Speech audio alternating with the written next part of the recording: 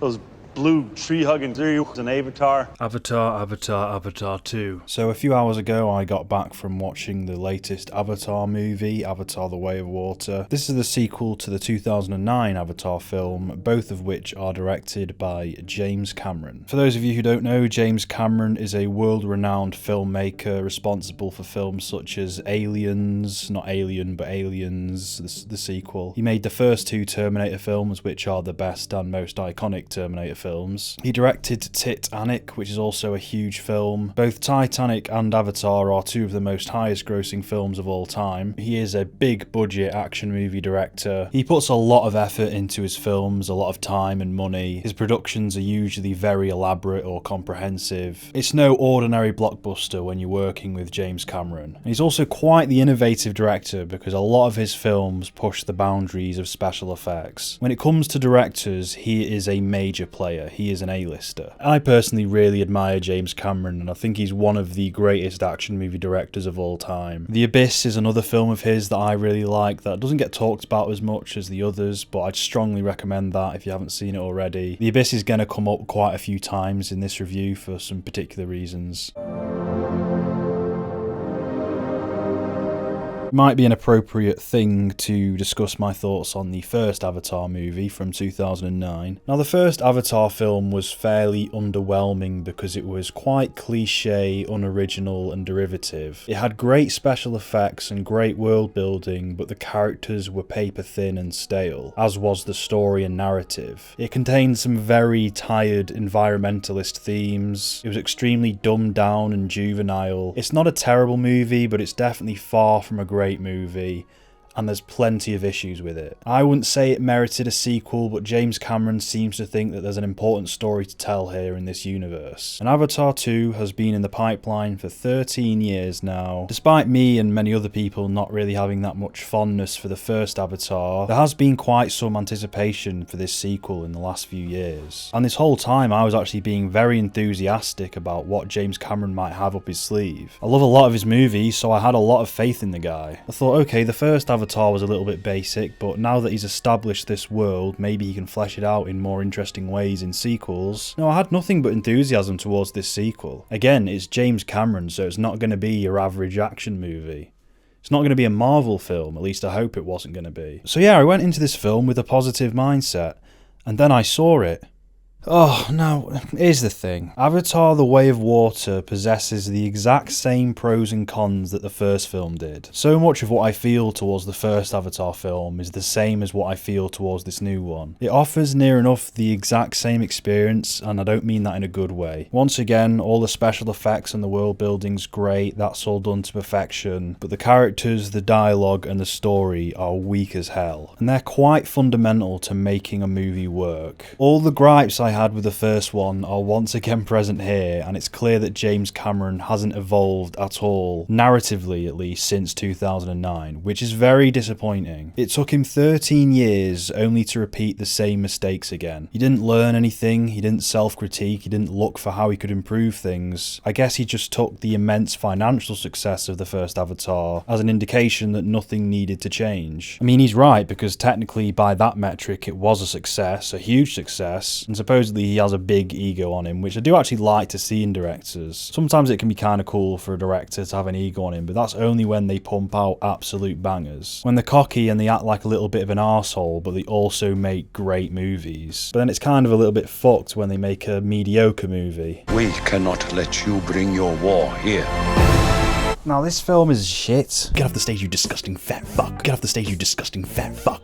So this new Avatar film was quite a big fucking disappointment, actually. Nothing about the storytelling feels personal or specific. Every line of dialogue, and I'm not exaggerating there, literally every line of dialogue is just formulaic drivel. None of the lines come across as authentic, it's all derivative. Everything about the characterization of this film is overly familiar and tired. Honestly, a lot of this film feels quite soulless in how things are conveyed to the audience. It's all obvious and ham-fisted. When there's a sad scene, it literally starts raining happening, like, oh, now it's all sad. It actually makes you go, really, James Cameron? You couldn't think of a better way to convey this? A more subtle way? What is happening? What are you doing? Why would you do this? Sam Worthington, the most generic actor of the 2000s, returns as Jake Sully, one of the most iconic characters of all time. And this film starts with like an establishing montage of what's going on in Pandora since the first one. Sam Worthington is once again narrating it, and I was for the most part fine with that because, okay, they're just setting up the movie. Spoilers, by the way. Here we've had kids, there's this new character over here. It's quite stiltedly delivered, but whatever. But unlike the first film, where the Jake Sully narration is used consistently throughout the whole movie, his narration in this just comes and goes for like an hour, and then just pops up again when they need something explaining. It's so sporadically incorporated into the movie, because Jake Sully isn't even the main character of this film, it's much more so focused on his kids. And every time you hear it again, it kind of takes you off guard, like, oh shit, yeah, there's narration, I forgot all about that. Because it's so unevenly used. They probably should have dropped it after that initial introduction sequence, or just not had it in the movie at all, because it just comes into scenes and explains things that should have been communicated by some other means, or just left to the audience to surmise it visually. Like there's one where they meet a new character, and then there's narration saying, oh, this is Boo Boo or something, he's a great warrior. And it's like the laziest way of communicating information about a character. And this is a movie that is selling itself as this visual spectacle. It should be doing things visually, and sometimes it should just leave things for the audience to figure out. But to add insult to injury, the narration itself is ham-fisted and cheesy, and is only there to come and insist upon us what we should be feeling towards something in the movie. Now this is probably obvious, but a key thing about me that plays into why I don't like this movie is I prefer well-written characters and a well-written story over cool special effects. You can have the most amazing and beautiful special effects of all time, but if it's in service of stale characters and a stale, boring, mediocre story, it all just renders it fairly useless. Unfortunately for me, all of the characters in the movie are one-dimensional stereotypes. Despite James Cameron being one of these auteur or auteur directors, however you say it, there's no individuality or identity to any of the characters in this film. They're just these vacuous bastards. I didn't connect with any of them.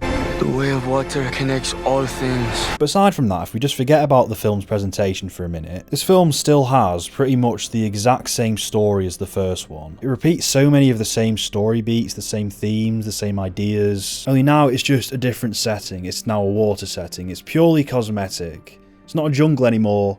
It's in the water. It's in the water tribes. It's like, oh no, all of these evil army guys are going to come and disrupt all of this nice nature. These are sacred lands. These are sacred animals. You must learn to fit in and adapt to this new culture and this new way of life because there's a new people who are around. We're going to learn to fit in and we're going to gradually become friends with everyone. So just on all those grounds, it's a weak-ass sequel. Even if you like really love the first one, it's utterly repetitive. But it's been long enough since the general population saw the first one, so it's all going to go by their head and all going to say, oh yeah, that's actually really good that. You know that trope in TV shows and long-running film franchises where this big bad character keeps coming back even though he died in other installments. Like Palpatine came back even though we destroyed him. Oh, the Daleks came back even though he destroyed them. This film literally starts out by bringing back that generic evil army dude from the first one. He comes back to life because they've made an Avatar clone of him and now he wants revenge on Jake Sully. Now that's one of those tropes I haven't seen in a while. It's just like the most fucking lazy ideas ever. Yay, I'm so fucking glad to see that one of the most awful and cartoonish villains in all of fiction has returned. It might have gone down better if this film was a bit more tongue-in-cheek and slightly more aware of how cartoonish and cliche it was. Like Top Gun Maverick was ripe with that shit, but that just embraced it and wore it on its shoulders. This film isn't aware of how stupid it is. This new film also goes for the same environmentalist themes as the first one did, and it does so with the exact same subtlety of the first one, which from memory, and my memory of that film's quite good, was utterly shite. I don't know what it is about James Cameron and social commentary and why he keeps trying to do it, but for the life of him he can just not do it subtly. I was watching The Abyss again recently, and there's this extended version of it where it's all like, oh no, humans made nukes and we're dangerous. It's like, why is this in the movie? Because you almost like completely fucking ruined it. I don't remember that being there when I first watched it. That shit is just not where James Cameron shines in, and it never goes down well. Because for instance, all he's achieved in these two Avatar films is relaying a message that's utterly platitudinous,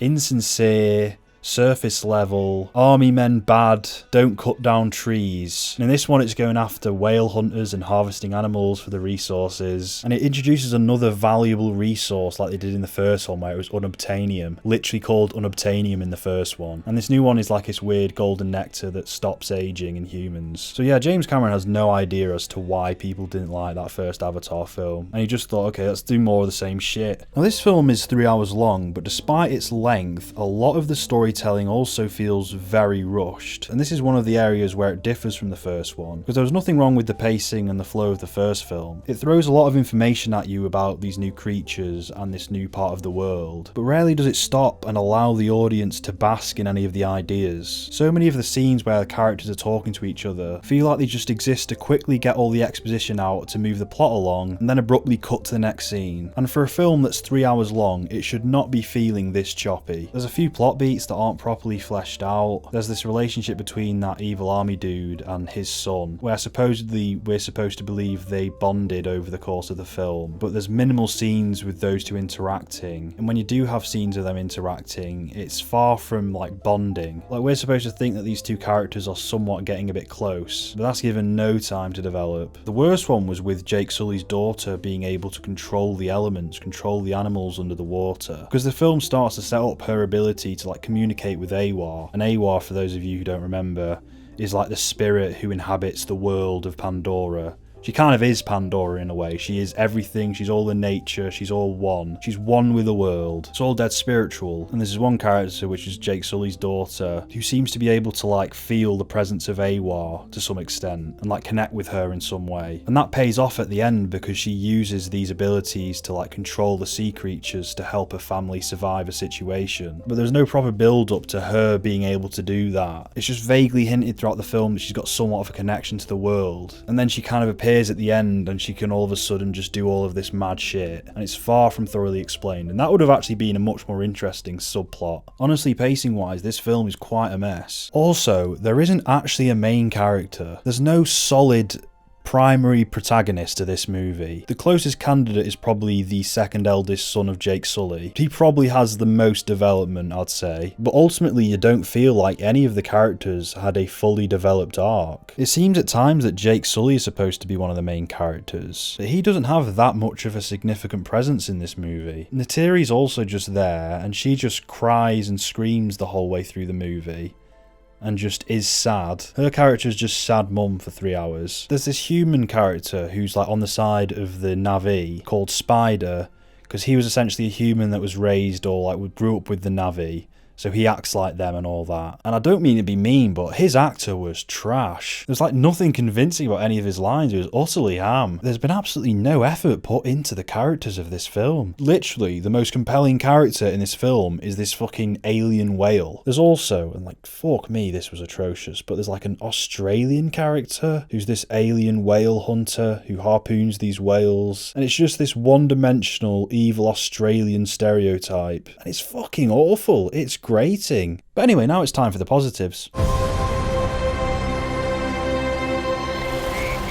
Dad, I know you think I'm crazy. Okay, so the special effects, they're obviously going to be good, aren't they? We all kind of knew that they were going to be great, and they are. But still, I'd rather have good characters with atrocious special effects. Oh shit, no, I'm supposed to be positive, sorry. Like the first film, Avatar: The Way of Water's most shining attribute is the world building. That's the only quality holding this film up from being utterly trash for me. The underwater shots, the way they were conducted, all of those aspects, all of the creatures, beautiful. All the passion, creativity and artistry went there, and none went into the script writing. This movie was at its best when it felt the most like a nature documentary, when it slowed down to focus in on one particular detail of the world. Creating these rich worlds is obviously something that James Cameron shines at. It's just a shame that he's trash at creating three-dimensional characters to inhabit the worlds. It's almost the same situation as Titanic. I like that movie a lot more than this, but that's also full of walking cliches to the point that it's juvenile. I honestly don't know how this guy created such compelling characters such as Sarah Connor and Ripley from Aliens. Somewhere where he just stopped making his characters three-dimensional. Honestly, some of his shit borders on Roland Emmerich territory. Sorry, I forgot I was supposed to be being positive again. The third act did possess a very well put together action set piece. James Cameron supposedly has an in-depth knowledge of the ocean as well as how to shoot things in the water. He'd already proved that with films like The Abyss and Titanic. And there are a lot of instances throughout this whole movie where he utilises those skills. He's very good at envisioning futuristic technology, and in this particular example he does a lot of impressive stuff with boats because it's all water themed action set pieces. So there is some cool shit to be seen in that regard. A few sequences that are very reminiscent of Titanic and The Abyss again. Were those aspects enough to redeem the movie for me? Absolutely fucking not, but still I thought I'd mention it. Hell yeah, sir.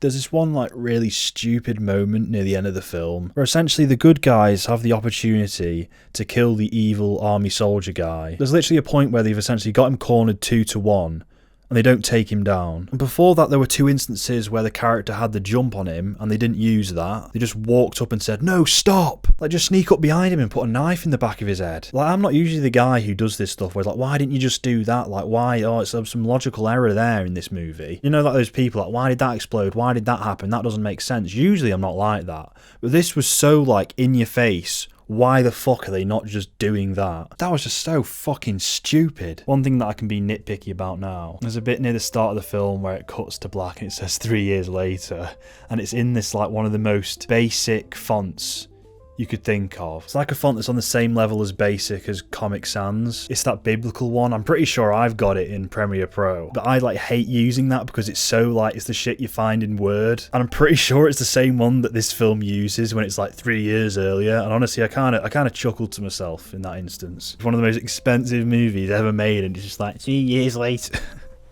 If it's the same font, I'll show it. In a conclusion, once I saw how predictable the storytelling of this film was, I did get really bored. And it's a 3-hour movie, remember, so it wasn't a really nice experience for me, but hopefully you'll like it more. Hopefully it might be nice for you, who knows.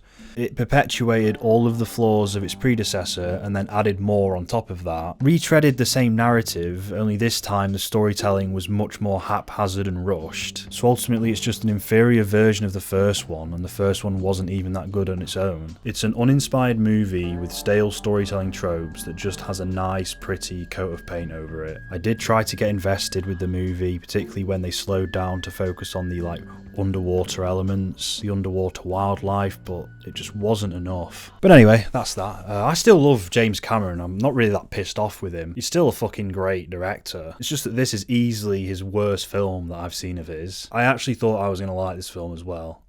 So I am disappointed, like genuinely. And now I'm going to take the opportunity to recommend The Abyss, which is another James Cameron film set underwater. I love that film. That film possesses so much of the good aspects of this new Avatar film, but also has really good characters. So if you haven't seen that already, like what the fuck are you doing? Go watch it. Additionally, if you want to see a movie that shows off this beautiful world and tells a spiritual story about the environment, then I'd recommend you watch Princess Mononoke. That's a film with a target audience for kids, but is more mature than the Avatar films, and also just does a far better job at telling that kind of story with the social commentary angle. Far more subtle, far more delicately done. Go watch that. So yeah, I'm not big on this new Avatar film, but it's not my fault, it's the film's fault for not being good.